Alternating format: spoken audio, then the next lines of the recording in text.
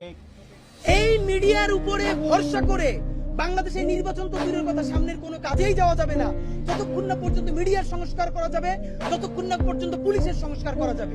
তো সরকারকে বলি, এই যে গত এক বছরে আগের মিডিয়াগুলো তো সবাই মিলে কম বেশি আওয়ামী লীগকে চাপতে হয়েছে, ইচ্ছায় অনিচ্ছায়। আপনি গত এক বছরে কয়টা নতুন মিডিয়া আনতে পারছেন? যারা জুলাইয়ের ন্যারেটিভ নির্মাণ করবে আপনি সেইটা পারেন নাই, আপনি মামলা দায়ের করতে পারেন নাই, আমরা ভিডিওকে সামনে আনার আগ পর্যন্ত আপনি গ্রেফতার করতে পারেন নাই। আপনি আবার সরকারের তরফ থেকে বলছেন কি যে প্রস্তর যুগে, এই প্রস্তর যুগটা আপনারা করছেন যাতে এখানে অ্যাপলিটিক্যাল সিচুয়েশন তৈরি হয় এবং এই দেশে একটা আধা কাঁচরা আধা সুশীল এনজিওবাদী সরকার টিকে থাকে। আর এই এনজিওবাদী সরকার টিকিয়ে রাখার একমাত্র বড় কারণ হতে পারে মানুষ আগামী এক বছর পর এই অবস্থা দেখে আওয়ামী লীগকে ফিরিয়ে আনার জন্য গণ আন্দোলন করবে।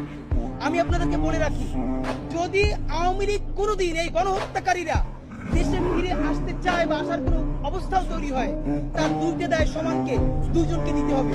রাজনৈতিক দল হিসেবে সবার আগে তার দায় নিতে হবে বিএনপিকে। বিএনপির এই ব্লান্ডারের কারণে এই দেশে আওয়ামী লীগের তার পরিস্থিতি তৈরি হয়।